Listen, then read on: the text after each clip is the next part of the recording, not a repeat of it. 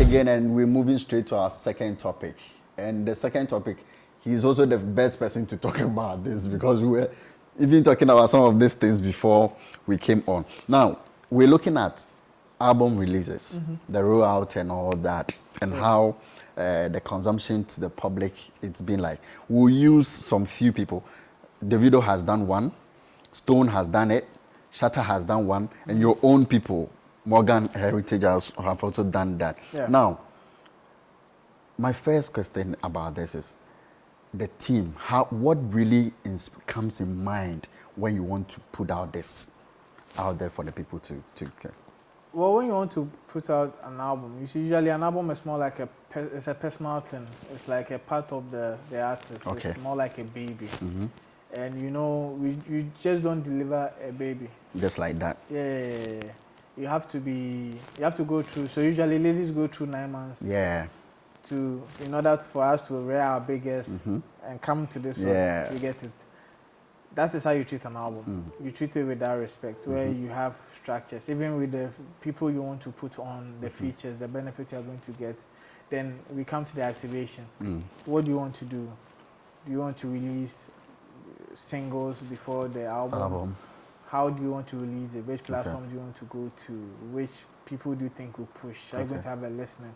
So it's a whole project on its own where you sit down, go through a plan, drop a calendar, then follow that calendar to achieve the maximum success. And most targets for albums is to gather a lot of streams, get a lot of people to listen to it, and probably get a hit song too. It's all part of the process. Okay. Now, I'll look at some 3 of them first before I come to your own people, what they are doing to also push. Now, let's look at Stonebwoy, let's look at Davido, and let's look at Shatta Wale. With their releases that they did, was it in how the strategy? Because for me, I had to follow a bit of Davido, and it's like the guy is all out promoting the album. He doesn't sit down and say that, okay, I'm Davido, people know me, and so I don't need to. He's going all out doing it. Our people here, some are also doing, I think yesterday or so, 3 days ago, 2 days ago, Stone had a listening and all that. What really it is for them? Is it the big deal for them to go out there and push it and not leave it because, yes, they've made their name already? So it's not everyone who knows how to promote an album. And it's okay, it's fine. Like we have different artists and their personas and how they treat it. Some will release an album and wash their hands off it. And leave it there. That's how they feel. So you can see a pattern. So let's say the 3 names you mentioned. You mentioned Shatta Wale, who released Mali. Yeah. You also have Stone, Davido and Stonebwoy. Stonebwoy is set to release a song. So let's compare. Davido, let's use Davido and Shatta Wale as an example. So ideally, they were supposed to both come on the same day. The 2 of them? Yeah, all was scheduled for the 31st. But I don't know what happened in the camp of Shatta. But then the album came earlier. But then it left the stores and came back on the 31st. And I don't know whether it was a strategy that they employed. But I hear people say Shatta Wale did not promote the album, But he did promote the album. He had the artwork, he had the track list, he had people talking about the album before it came out. All those are forms of promotion. Yes, he did not go as hard as most of us would love for him to. Some interviews on that, or probably? Oh yeah, from interviews to, let's say, challenges to stuff. Intentional about how you put things in people's head. Just that small. I think Flex came to post. It made so much sense to a lot of people because it's true. When people are doing afrobeat, Shatta Wale came to drop a hardcore dancehall album, and he's doing amazingly well. You get it. Then we move to Davido. I know people are comparing because Davido has blown the water with whatever he's doing. But one thing we also need to realize is David loves attention. David loves the spotlight. David likes to make, like, he has to make his presence known. And this is a David that has been on a musical hiatus because of the unfortunate demise of the son. Yeah. And he hadn't been out for a long time. And he needed to make that impact. Me, that is one thing that surprises me, because from that state and coming in so hard like that, the guy had plans. Yes, because they had time. And all they could do was plan. They knew what they wanted to achieve. And luckily, they had the budget for it. The difference between Davido and Shatta is an independent artist. Every single penny Shatta would use on that album is coming from Shatta's pocket. Fortunately for him, he mixes, plays the beat, masters, and so maybe that money there. But maybe the artwork, I should say, he do. Maybe Bright be do the artwork. He do the artwork. You get it? So in a way, Shatta no really spend kobo. That's why I say big up to the fans. You get it? But at that point, why not to the management but the fans? Because I think you see that strategically, it will come from the management. Unfortunately, like right now, I'm in the good books of SM, but so you don't want to go. No, but even the fans will attest to the fact that there's a lack of SM management. Okay, you get it. They can't pinpoint to his manager, who is business manager. I think now Sammy Flex and Sammy Flex is a media person. Like all on board. It's part of the media team. But and I love Sammy Flex. I also love Roland. My guy be that. Yeah. But when the album dropped, where the press release go? Was there a press release? No. What's the work of the media team? Like, I'm not trying to bash them because Sammy is one of the great men in our industry. Yeah. Roland has proven to be invaluable to the SM brand in recent times. But as a media team, there's a need for a press release to happen. And it needs to go across different platforms. Okay. Because it's Shatta Wale. It cannot just be a regular. That's what I'm saying. It's the fans. Okay. If it wasn't for the fans, the people with them as management team would have let this slide like a normal thing. And I think they saw it as a normal thing. Okay. But we on the outside who are not even SM, like something. When I saw it, I'm like, this is not a normal thing. This is Shatta Wale trying to challenge the status quo. He's trying to prove a point that even when people are switching, he can still stay true to his root as the dancehall king. Yeah. But the core people probably saw it as normal. And there is more that can be done for the Shatta brand. But where Shatta is at the moment, it is not where we want Shatta to be. Okay. Shatta has the potential to be one of the best artists in the world. That's where we want him to reach. If you listen to the verse he put on that Morgan Heritage song, you're going to be like, Charlie. Wow. Because that is the song. Like, imagine, out of all the people featured, from Shaggy to Popcorn to Stone, but the song we want to project out as the lead on the album is the Shatta one. Yeah. So that should prove a point. And even when we announced the album coming up, Shatta Wale just mentioning the album was like he stole the spotlight. You get it.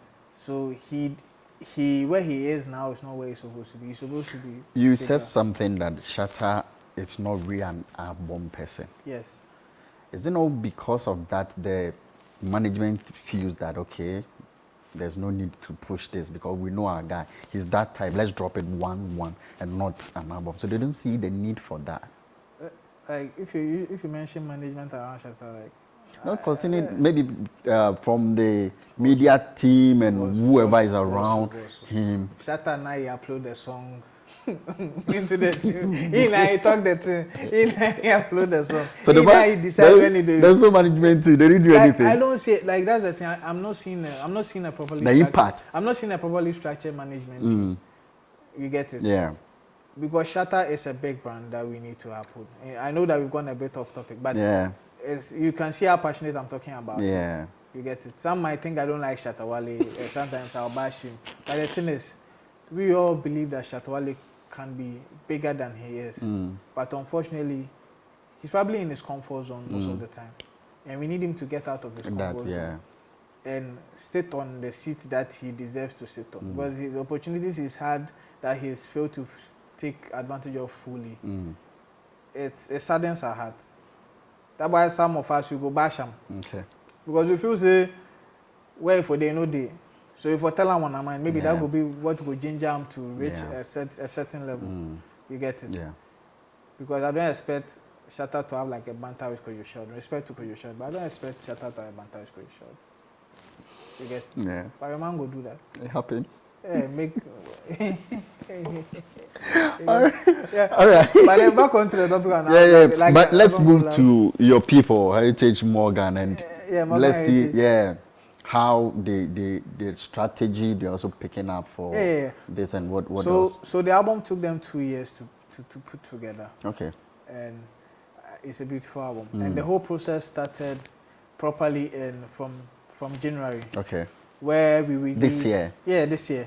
Where we released our first like a lead single of the album, which is Just a Number, which was a reggae song which we spoke about cancel culture. Okay. Then we followed it up with the one featuring Stonebwoy, Bounty Killer and Sham, Who They Like You. And we have the intro song Bambulele, which is also officially out now. Then we'll release the album on the 21st. Okay. And in terms of strategy, they have a team across the continent. Okay. So we all report to CTBC Music, who are like the role managers of the brand Morgan Heritage. So the family manages themselves. So they sublet to people. So I'm like one of the people they've hired to be part of the album project. And what we did was they outlined the releases that will happen when the album will happen, and the other promotional activities that will happen after the album. Okay. And this promo would go all the way to September, because as an album, we need to fully exhaust the beautiful songs on the album. And it's a 21-song album. Wow. So there are a lot of songs to digest. So let's say on the African continent, the album is to actually celebrate Africa. Okay. That's why it's titled The Homeland. Okay. So it inculcates different sounds of Africa, not just afrobeats, but the bongo flavor across, like different aspects, and it features a lot of African artists. Shatta Wale, Rocky Dawuni, Stonebwoy, Made Kuti. We have Chameleon, we have Otile Brown. Like, it's a Pan-African album with the Jamaicans on it, like Shaggy, Popcorn, Bounty Killer, Capotin. But we also have the legend Alpha Blondie. Hey, Charlie. Oh yeah, and also Yusu Indu. Yeah. On the album. So the album there is great. It be really packed, and it's more like a Pan-African album. So me like this, I'm the head of African market. Okay. So what I do is I make sure that every single part of the continent that we have reps in, they all report to me, and I report to Morgan directly. Okay.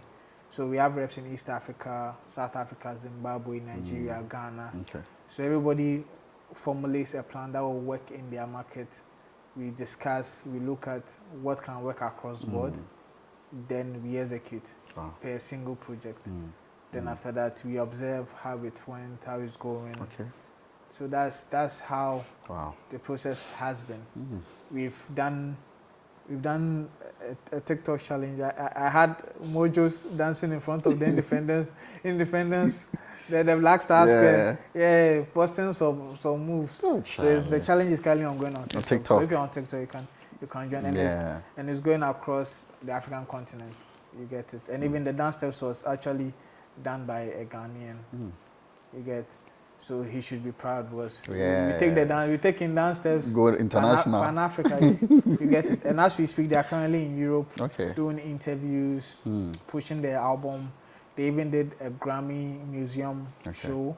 They also spoke about the album. Then they'll be in Ghana, and we are hoping to have a listening party. Then from Ghana, they'll go to London to have another listening party and a listening session. And Charlie, we are going to promote the hell out of this album. Wow. So you people are accepted by fire. Hey, like I thought, my Ghana people will support me. If I make the thing go.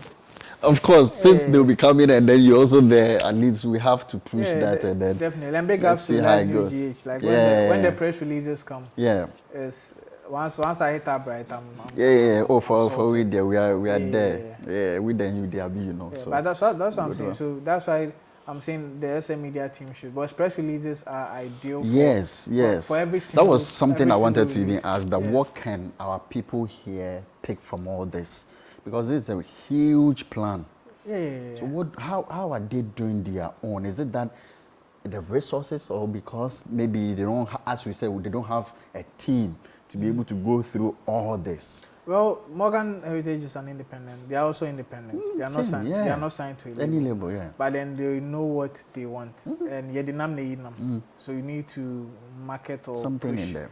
Definitely, there's always going to be a marketing budget that you need to dig into to make it work. In terms of locally, I think people still don't understand the essence of press release. Okay. Do not expect a media house to readily publish your stuff. That it doesn't work in Ghana. Otherwise, it will always be the negative story that you're going to hear. So you need to always have a press release, and you have a group of people you would service the press releases to, because they would go into their own database and their fan base who would also see your stories. We need to control the narrative. That is the most important thing. Okay. Big ups to Stonebwoy and his team. I think Gerard has been doing an amazing job by sending us the press releases. Yeah. And I hope other artists will emulate it, because it allows us to have an understanding. Because even if I'm going to write it from my perspective, sometimes if I read your perspective, I know what you want to do. Yeah. But sometimes the artist's perspective, then they may come feel some way too much, like saying, it's taking a day inside. But then but at least it's like a framework for me to be able to build upon. Because honestly, Ghana bloggers, plenty be lazy. You know, like, right? So if you don't stand them, they're no good do. Then Sean the right stuff. Now be just the video things now we already do. Everybody Sean the right. That one there. They say we know they read, so. Alright guys, so that was NYB. Bro, your last words so that we go. Alright, so my last words, please Ghanaians, stop putting pressure on your artists. The truth is, we cannot compete. We cannot competitively compete in the essence that we do not have the financial muscle one. Unfortunately, the people in the country who have the ideas to also take us to the next stage, unfortunately, most of them are not sharing. So it's made it hard for us to get like a pool of music entrepreneurs or music executives who really understand the business, because we don't get people to show us the way, and we don't have the major labels here to employ some of our people to also be in those spaces to help out. But the truth is, our artists are really trying. Yes, we want them to do better, but don't expect Aka Ebenezer to shoot his movie Amazon style with that Amazon budget.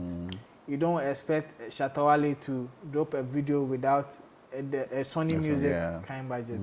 Luckily for us, we have Stonebwoy who is signed under Def Jam, and hopefully we get more people to come into the system to help our artists to be able to level up and be able to also be in this world music space. And also, if you want to be a music executive, don't forget to continue to learn, ask questions, learn, upgrade.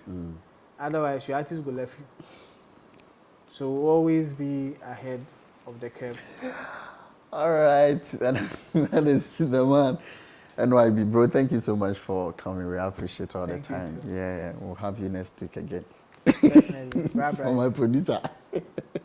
All right, guys, so that is our discussion segment. And I'll just going straight to my profile. I have my artist already here, and we're going to discuss a few things about him and what he's doing. He's also an amazing, musician that I've gotten to really follow. And I know he's doing great. So we'll be talking about that and all that. This is the show. We'll be back.